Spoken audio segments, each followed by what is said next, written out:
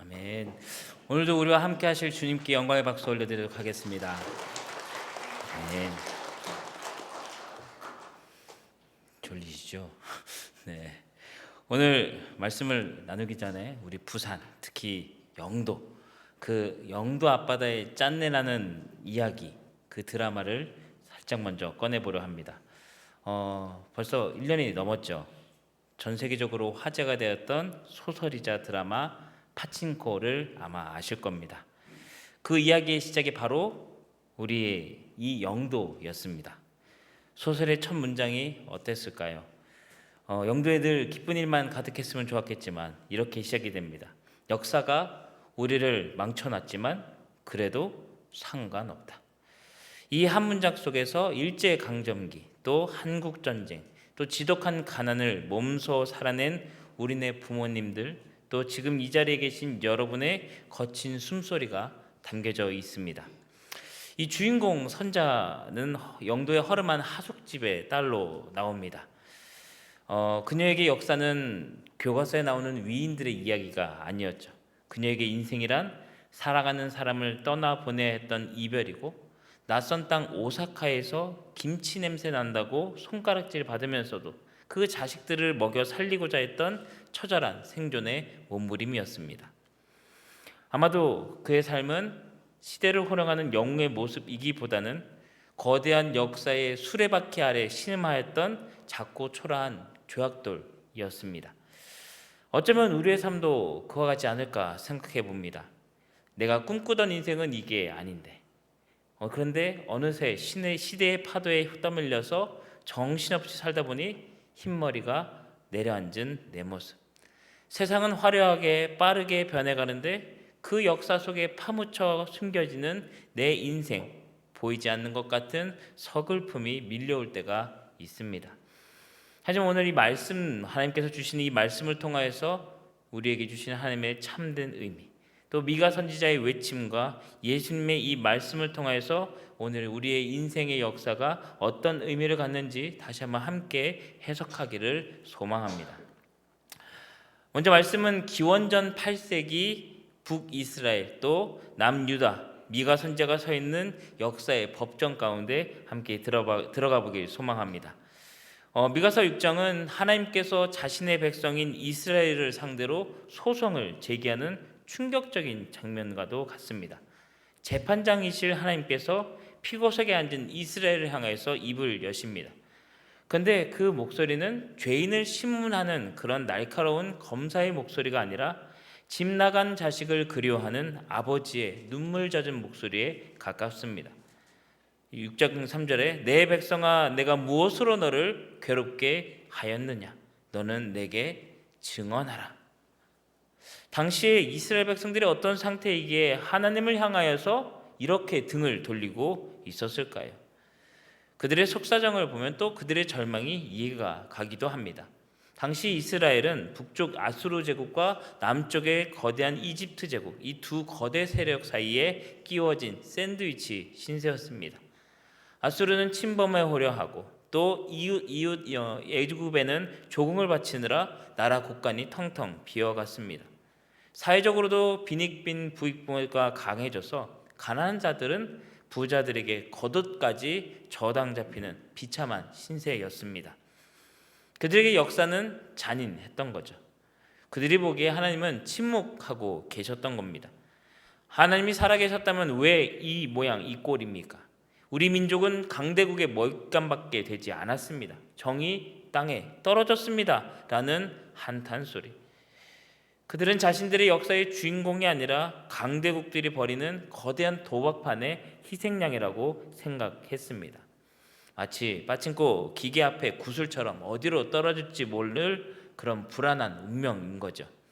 그런 상황 가운데 미가 선지자가 전하는 하나님의 말씀, 즉 정의를 행하고 인자를 사랑해야 한다라는 요구는 이 이스라엘 백성들에게는 요구 혹은 위로 혹은 힘이 아니라 짐으로 다가왔습니다. 하나님, 당장 먹고 살 것도 없는데 무슨 정의입니까? 지금 당장 아수르가 쳐들어올 것 같은데 이렇게 반죽처럼 으깨지고 있는데 무슨 예배를 드려야 합니까? 그들에게는 신앙생활조차 의무처럼 여겨진 거죠. 6절과 7절 우리가 읽지 않았지만 그들의 냉소적인 대답을 함께 보길 소망합니다. 내가 무엇을 가지고 여호와 앞에 나아가며 높으신 하나님께 경배할까? 내가 번제물로 1년 된 송아지를 가지고 그 앞에 나아갈까? 여호와께서 천천의 순양이나 만만의 강물 같은 기름을 기뻐하실까?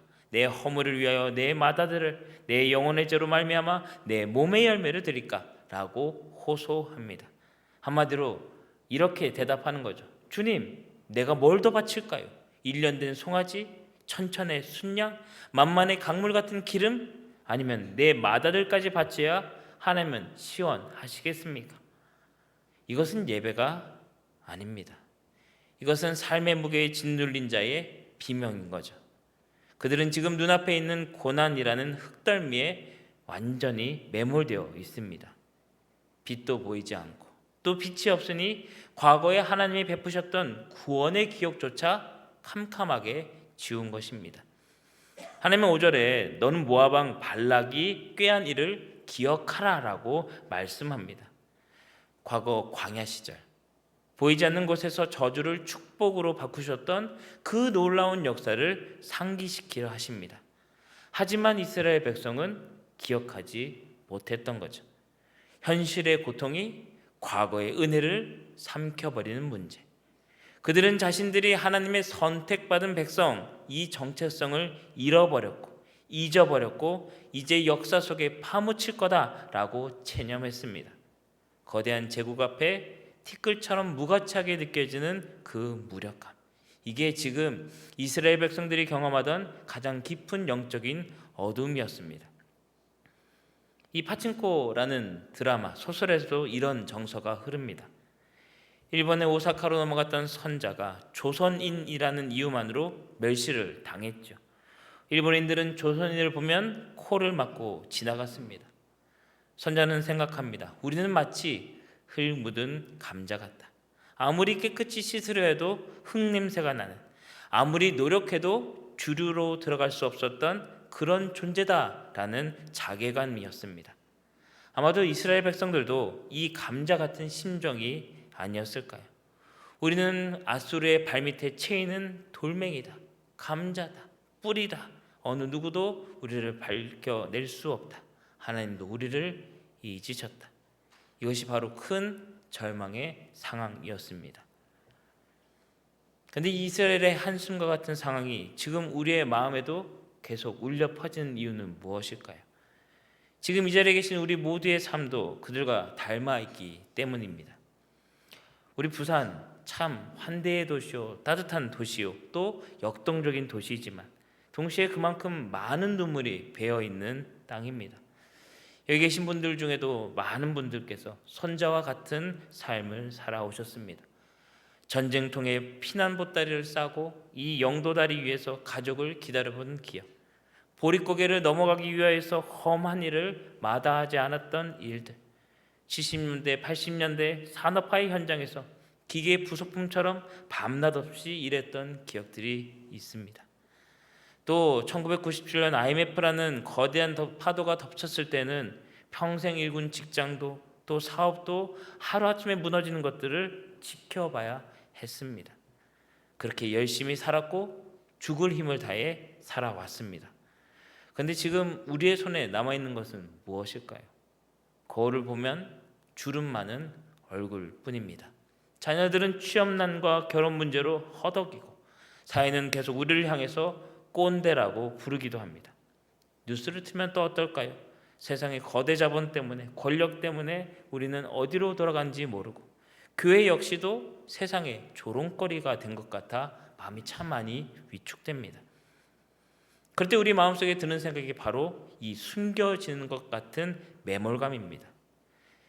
나의 고생, 우리의 고생은 이 역사 속에 그저 묻혀버렸구나. 아무도 우리를 알아보지 못하는구나. 우리는 세상이라는 거대한 반죽 가운데, 그런 기계 가운데 이리저리 치고 또 데이면서 내 모양과 색을 잃어버린 밀가루 반죽 같다 여겨질 때가 많을 것입니다. 우리가 젊은 시절 기도했던 그 꿈은 하나님 어디 갔습니까? 세상을 변화시키는커녕 저는 세상에 먹혀버린 것 같습니다. 이것이 우리의 기도 아니었습니까? 마치 파친코의 그 선자가 느꼈던 것처럼 역사가 나를 망쳐 놓은 것 같습니다. 내가 시대를 잘못 타서 혹은 부모를 잘못 만나서 내가 능력이 없어서 이렇게 됐다라는 패배감도 우리의 영혼을 짓누르는 거죠. 그러다 보니 점점 작아집니다. 교회에 와서도 하나님 나를 써주십시오라고 기도하기보다는 하나님 제발 더 이상 아프지만 않게 해주십시오. 그냥 조용히 살다 하나님 불러주십시오라고 기도합니다. 이것은 겸손이 아닌 체념인 거죠. 세상의 소음이 너무 커서 하나님의 세미한 음성이 들리지 않는 상태. 우리가 겪는 고난의 의미를 살펴보지 못하고 그저 운이 없어서, 그저 힘이 없어서 당한 일이다 라고 생각할 때 우리는 점점 역사 속에 감춰진 듯, 숨겨진 듯 묻혀집니다. 우리는 그렇게 어둠 속에 신음하고 있는 것은 아닐까요? 사랑하는 성도 여러분, 다행히도 우리 하나님께서는 우리에게 여전히 복음의 소식을 우리에게 들려주십니다. 이런 영적인 오해, 잊어버림을 풀어내기 위하여서 다시 한번 성경의 법정으로 우리가 눈을 돌려보길 소망합니다. 오늘 미가서에서 이렇게 이스라엘 백성들은 하나님께 따졌습니다.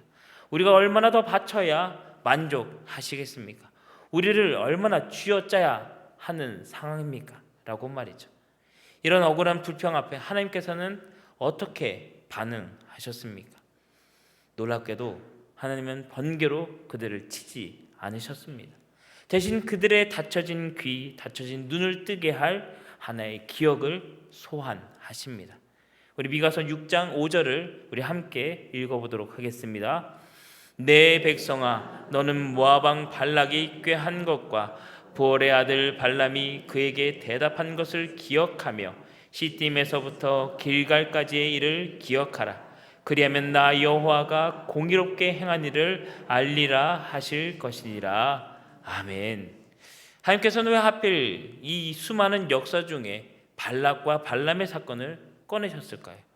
여기에 미가서의 이 문제들을 푸는 열쇠가 담겨져 있고 또 주님의 복된 소식이 숨겨져 있습니다. 민수기 22장에 이스라엘 백성들은 평지에 텐트를 치고 쉬고 있었습니다. 그들은 아무것도 어떤 일이 벌어지고 있는지 몰랐습니다. 그 순간에 저 산 위에서 모압의 왕 발락이 주술사 발람을 매수하여서 이스라엘을 저주하려는 무시무시한 음모가 진행되고 있었습니다. 그런데 이스라엘 눈에는 보이지 않았죠. 그저 광야 생활 힘들다, 목마르다, 또 걸어야 하겠구나라는 불평이 있었을지도 모릅니다. 하지만 그들이 보지 못하는 그 보이지 않는 곳에서 하나님께서 무엇을 하셨다고 나오나요? 바로 발람의 입을 막으셨습니다. 이스라엘 백성을 저주하려는 혀를 비틀어서 강제로 축복을 쏟아져 나오게 하셨습니다. 하나님의 변론이 바로 이것이죠. 너희는 내가 침묵한다 하느냐? 내가 너에게 짐만 지운다 했느냐? 너희가 모르고 있던 순간에도 나는 너희를 위하여 싸우고 있었다. 보이지 않는 곳에서 저주를 바꾸지 않았으면 너희는 진즉에 역사 속에서 사라졌을 것이다. 그러니 기억하라. 내가 너희를 업고 왔음을 깨달으라. 라는 이 사랑의 이야기를 기억하라 말씀하십니다. 이 미가서에 숨겨진 하나님의 일하심은 수백 년 뒤 이 예수님에게서 더 찬란하게 드러납니다. 예수님께서는 이 진리의 사랑 이야기를 마태복음 13장에 하나님 나라의 비밀로 선포하십니다. 제자들도 미가 시대의 백성처럼 예수님께 똑같이 물었습니다. 하나님 나라가 어디 있습니까? 로마가 저렇게 강한데 우리는 여전히 총독의 치하 아래 있는데 우리 눈에는 아무것도, 우리 귀에는 아무 소리도 들리지 않습니다 라고 물을 때에 그때 예수님께서 대답하십니다. 천국은 마치 사람이 자기 밭에 갖다 심은 겨자씨 하나를 같으니 천국은 마치 여자가 가루 서말 속에 갖다 넣어 전부 부풀게 한 누룩과 같으니라. 이렇게 이 미가서의 말씀과 마태복음에 완벽하게 만나는 것을 우리는 볼 수 있습니다. 미가 시대의 하나님의 변론은 산 위에서 백성들 모르게 하나님이 일하셨다. 예수님의 말씀은 하나님 나라는 흙 속에 묻혀서 일하고 반죽 속에 숨어서 일한다라는 것입니다. 겨자씨가 흙에 덮여서 죽은 것이 아니라 생명을 틔우기 위한 거룩한 숨김이 있었다. 누룩이 반죽 속에서 사라진 것이 아니라 반죽 전체를 장악하기 위하여 거룩하게 침투하였다는 것이죠. 하나님은 지금 우리에게 말씀하십니다. 사랑하는 내 자녀들아, 너희 눈에 내가 안 보인다고 해서 내가 없는 것이 아니다. 내가 발람의 저주를 막았던 그때처럼 지금도 썩어져가는 이 세상 반죽 속에서 맹렬하게 일하고 있다. 너희가 겪는 고난, 너희가 느끼는 이 침묵의 시간, 겨자씨가 껍질을 깨고 뿌리를 내리는 가장 역동적인 시간이다 말씀하십니다. 그러면서 하나님께서는 이 어려움을 어떻게 이기라 하셨습니까? 바로 하나님의 사건을 기억하라 말씀하셨습니다. 하나님이 과거에 보이지 않는 곳에서 행하신 일을 기억할 때, 하나님은 나를 괴롭히는 분이 아니라, 하나님은 우리를 힘들게 하는 분이 아니라 우리를 위하여서, 나를 위해서 숨어서 일하시는 분이구나 라는 사실을 깨닫게 됩니다. 이 깨달음이 있으면 오늘 내 눈앞에 있는 현실이 아무리 겨자씨처럼 작고 초라해 보여도 실망하지 않습니다. 왜냐? 하나님께서는 그 속에 세상을 뒤집힐 하나님의 누룩을 우리에게 심어두셨기 때문입니다. 2차 세계대전 당시에 한 유태인 수병소 벽에 누군가 손톱으로 긁은 시가 발견되었다 합니다. 나는 태양이 비치지 않을 때에도 태양이 있음을 믿었다. 나는 세상이 느껴지지 않을 때에도 사랑이 있음을 믿는다. 나는 하나님이 침묵하실 때에도 하나님이 계심을 믿는다. 그 어려운 유태인 수용소 가운데서도 이 고백이 어떻게 가능했을까요? 그는 칠흑 같은 어둠 속에서도 성경 속에 흐르는 하나님의 역사, 즉 숨어서 일하시는 하나님을 기억했기 때문입니다. 오늘 미가 선지자가 말했던 기억이 바로 이것이죠. 눈앞에 있는 현실이 아니라 그 너머에서 일하시는 하나님의 손길, 그 손길을 기억하는 영적인 눈을 가지라 말씀하시는 겁니다. 사랑하는 성도 여러분, 미가서에서 이 이스라엘 백성들이 이 발람의 사건을 기억해야만 오해가 풀렸듯이 오늘 우리도 해야 할 일이 있습니다. 바로 내 인생 이면에 숨겨진 하나님의 일하심을 찾아내는 것. 가친코에서는 역사가 나를 망쳤다, 내 인생은 고생뿐이었다 라고 말했습니다. 우리의 인생의 겉면만 보면 그와 같을지도 모르죠. 흙 묻은 겨자씨 같고 진 이겨진 반죽 같습니다. 하나님은 나를 돕기는커녕 그냥 방치하신 것 같습니다. 하지만 이 오해를 넘어선 말씀이 있죠. 하나님이 오늘 미가 선지자를 통해서 말씀하셨죠. 기억해보라, 자세히 들여보아라. 기억하십니까? 지난 1월 한 달 동안 저희는 창세기의 원역사를 수요 아카데미 시간에 살펴보았습니다. 태초의 창조부터 바벨론 사건에 이르기까지 하나님이 인류 역사의 첫 단추를 어떻게 끼우셨는지를 확인했죠. 그것은 바로 우리 믿음의 뿌리를 확인하는 시간이었습니다. 그리고 이제 3월부터는 봄바람과 함께 세계교회사 강의가 시작됩니다. 아마도 이것은 우리의 인생의 믿음의 뿌리가 자라난 거대한 나무, 거대한 숲을 보는 시간일 겁니다. 하나님의 놀라운 역사가 예수님의 그 성령 사역을 통하여서 또 제자들을 통하여서 초대교회에서부터 현대에 이르기까지 이 복음의 생명력이 어떻게 우리에게까지 흘러오는 기억의 장치가 될 것입니다. 성강 아카데미 교양 과목 광고 시간이었습니다. 제가 강사입니다. 많이 참여하시길 소망합니다. 네, 잠시 웃으라 말씀드렸고요. 원역사를 배웠던 지난 1월과 또 3월 세계교회사를 배울 그 사이, 우리는 이 2월에 그럼 무엇을 하나님께서 원하시는지를 살펴봐야 할까요? 바로 그 크신 하나님의 이야기에 나의 작고 거친 인생을 꺼내어 포개는 시간을 갖게 됩니다. 감사하게도 우리는 담임 목사님을 통해서 귀한 책, 하나님의 이야기에 내 인생을 포개어, 이 책을 우리 손에 들려주셨습니다. 저는 이 책이 단순히 서점에 쌓여 있는 수많은 신앙 서적 중에 하나가 아니라고 믿습니다. 우리에게 주신 하나님의 영적인 현미경이라고 저는 생각합니다. 책 제목을 다시 한번 깊이 볼까요? 하나님의 이야기에 내 인생을 포개요. 이 포개다라는 단어가 참으로 가슴 따뜻하게 하고 위로를 주는 단어가 아닐까 생각합니다. 미가 시대 백성들이 자신들의 고난의 역사 위에 하나님이 발람을 막아주셨던 은혜의 역사를 포개어 보았을 때 그 어느 누군가는 원망의 태도에서 변화의 실마리를 잡았을 것입니다. 내 인생은 하나님의 거룩한 역사와는 상관없어. 나는 그저 엉망진창으로 꼬여있는 실타래 같아. 찢어진 종이 같다라고 생각할 수도 있습니다. 하나님의 이야기는 너무 크고 거룩한데 내 인생은 너무 작고 초라해 보이다. 나는 죄투성이다 라고 괴례감을 느낄 수도 있습니다. 하지만 이 말씀 또 이 귀한 책을 통해서 우리는 하나님께서 어떻게 권면하신지를 살펴보아야 합니다. 사랑하는 귀한 우리 성광의 성도 여러분들, 우리의 찢어진 듯한 인생 조각을 들고 와서 하나님의 완전한 이야기에 살포시 올려놓아 보십시오. 포기해 보십시오. 그렇게 포기해질 때 기적이 일어날 것이다. 우리 하나님이 우리에게 말씀하십니다.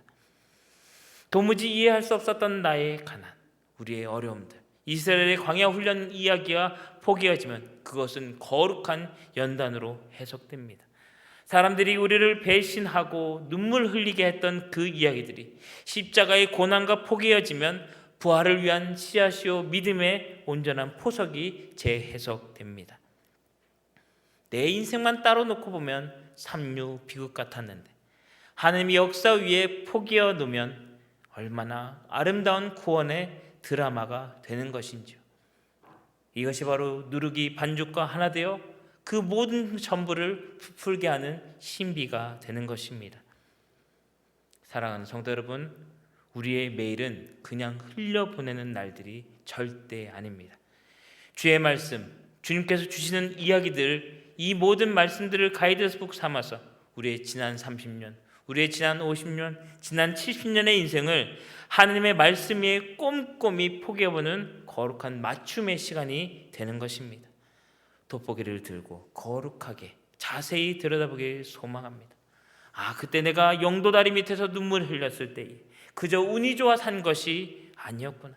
하나님이 그때 나를 업고 건너셨구나. 그때 내 사업이 망하였던 것이 끝이 아니었구나. 하나님이 나를 진짜 알곡으로 만드시려고 잠시 키질 하신 거구나. 이것을 확인하셔야 합니다. 마치 숨겨졌던, 감춰졌던 이야기가 이 누룩과 함께 부풀어 오를 때 겨자씨처럼 작은 씨앗이 거대한 뿌리가 되고 나무가 되어져 나타날 때에 내 인생에 대한 하나님의 일하심을 직접 눈으로 귀로 만나게 될 것입니다. 내 인생에 하나님의 이야기는 연결되어 있지 않다라고 확신 없는 사람들에게는 역사는 그저 죽은 자들의 이야기일 뿐일 것입니다. 하지만 내 가슴 속에 주의 말씀의 누룩을 품은 분은 다르게 반응합니다. 아마도 역사를 배울 때마다 하나님의 이야기를 볼 때마다 전율하게 될 것입니다. 저 로마의 순교자가 흘린 피 내 안에도 흐르고 있구나. 저 종교 개혁자들의 외침이 오늘 나의 기도가 되었구나. 지난날에 나와 함께 하셨던 하나님의 이야기가 오늘도 내 가족에게 흐르고 있구나라며 가슴이 뛸 것입니다. 말씀을 맺겠습니다. 역사는 우리를 감추려 했습니다. 세상은 우리를 한물간, 세대, 힘없는 노인, 실패한 인생이라고 매몰하려 합니다. 하지만 속지 마십시오. 나의 이야기는 하나님의 이야기 안에서 가장 안전하고 가장 아름답게 빛나고 있습니다. 우리의 인생이라는 퍼즐 조각이 하나님의 큰 그림 위에 딱 들어맞는 그 포개어짐의 짜릿함을 맛보길 소망합니다. 그래야 해서 마침내 숨겨진 것이 드러나게 될 그 영광스러운 인생의 역사를 기대하시고 내 인생이 거의 끝을 달려온다, 나는 소망할 것 없다라고 포기하는 것이 아니라 오늘도 우리의 하루 가운데 이 세상이라는 반죽 속에서 믿음으로 더욱더 불어오르는 복된 누룩, 또 더욱더 숨겨진 것이 드러나여져서 많은 사람들을 옳은 대로 이끌게 되는 귀한 역사가 우리 가운데 있기를 주님의 이름으로 축원합니다. 아멘. 함께 기도하겠습니다. 하나님, 오늘 우리 인생 역사 가운데 말씀하시고 기억하라 하심에 감사드립니다. 숨겨진 것 같은 우리 하루하루의 고난과 인생의 이야기들이 결코 감추어진 것이 아님을 알았습니다. 이제 주께서 드러나게 하실 하나님의 역사에 사용하셨다, 사용하신다, 사용하실 것이다 말씀하심을 믿사오니 우리 인생을 온전히 받으시고 함께하여 주옵소서. 그런 믿음의 한 주를 살아내길 소망합니다. 우리를 높은 곳으로 올리사 사슴과 같이 뛰게 하시고 주만을 찬양하는 인생의 서사 되길 소망하며 우리를 끄집어내사 주의 영광 가운데 드러나게 하실 예수님의 이름으로 기도드립니다. 아멘.